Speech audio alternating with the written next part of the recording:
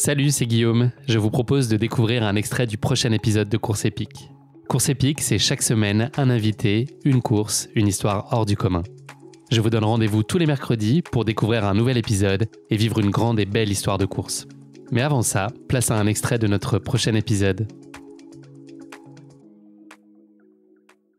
J'ai une question, Mathieu, sur le why, là, le questionnement du why, le pourquoi fondamentalement tu fais les choses, que tu as compris qu'il fallait rechallenger, ou tu t'étais finalement, je mets les mots à ta place, mais en tout cas éloigné du plaisir, du goût de l'aventure pour aller plus vers de la performance. On en a parlé tout à l'heure, mais il y a un peu cette quête de retrouver l'inattendu, le goût de l'inattendu et le plaisir de l'inattendu. Pour moi, tu es quelqu'un de très rationnel, très structuré, très scientifique. Ton passé d'ingénieur l'atteste aussi. Tu as vraiment besoin des deux, en fait, c'est d'avoir une certaine forme de maîtrise importante, mais aussi d'avoir un lâcher prise. Enfin, les deux peuvent coexister. C'est ça qui est aussi important pour toi, d'avoir ces deux versants. Ouais, tout à fait. J'aime bien essayer d'être à peu près 50-50 sur le cartésien artiste. Okay.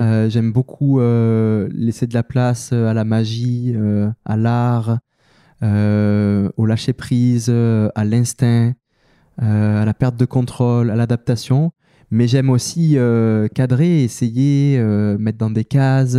Mais je crois que être 100% dans l'un ou dans l'autre est pas forcément bon. Donc c'est pour ça que j'essaie de à peu près trouver un équilibre entre les deux. Et cette notion de pourquoi aussi illustre très très bien ce côté plus émotionnel, artistique. Et c'est marrant parce que c'est clairement le cordonnier le plus mal chaussé. Moi, la notion du pourquoi, du why est quelque chose qui est hyper important dans mon existence. Je le partage énormément. Je conseille les gens de le faire, cet exercice-là. Et cette année, je suis passé à côté, quoi. Et je le dis, le pourquoi est évolutif. Il faut y repenser. Quand on s'inscrit à une course, quand on se met sur un objectif, répondez à la question pourquoi vous voulez faire. Et si les pourquoi qui sortent, alors parfois ça prend pas 5 minutes pour sortir, ça prend quelques introspections. Et si ce pourquoi qui sort, il n'est pas en relation avec vos valeurs et avec ce qui va vous motiver et vous donner l'énergie à aller réaliser ce cheminement, il y a des fortes chances que ça marche pas. Et là, clairement, quand j'y repense à UTMB, il n'y avait pas de perte de contrôle, il n'y avait pas d'aventure, il n'y avait pas de découverte de paysage, il n'y avait pas de nouveauté. Il n'y avait que de la performance. C'est Mathieu, tu as fait 3e à l'UTMB, tu as fait 2e à l'UTMB, tu as fait 4e à l'UTMB, ben maintenant tu vas essayer de le gagner cet UTMB. Et quand tu es, en tout cas pour moi, pour d'autres personnes ça peut fonctionner, mais quand je suis sur une ligne de départ et que le pourquoi il est tourné à quasiment 100% que sur la performance en mode aujourd'hui je suis là pour gagner, ben en fait ça a commencé quelques semaines avant. La tête veut pas, donc le corps te le dit, et puis finalement, ça marche pas. Il y a un des exercices que tu as fait avec Eric, qui était le mettre dans un tableau les bénéfices versus les risques. C'est ça qui t'a à un moment aidé à basculer en remplissant la colonne des bénéfices et en allégeant celle des risques. Exemple très concret, quand on commence l'exercice, il me le fait faire en live. On est en visio, il est à la réunion, il me dit tire une ligne au milieu de ta page, parce que j'ai toujours mon stylo et on travaille beaucoup à l'écrit pour aussi le côté visuel et donc, il me dit risque, bénéfice, d'aller faire la diagonale des fous. Allez, on le remplit ensemble. J'ai rempli que la case de risque, quasiment.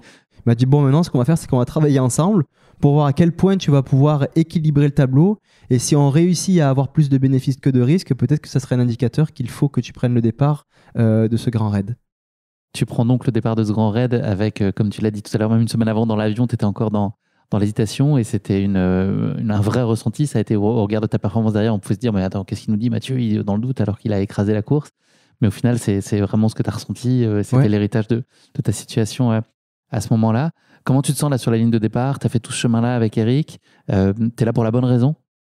Celle qui t'anime en tout cas à ce moment-là? Je suis apaisé après tout ce que je viens de traverser de manière intense et courte. On parle d'1 mois et demi entre l'UTMB et la Diagonale des Fous. Et j'ai trouvé des réponses, j'ai réussi à mettre des mots, à verbaliser cet échec, à comprendre en partie ce qui s'était passé. Et ça m'a apaisé en fait, ça m'a enlevé beaucoup de poids sur les épaules. Et sincèrement, sur cette ligne de départ, j'étais serein.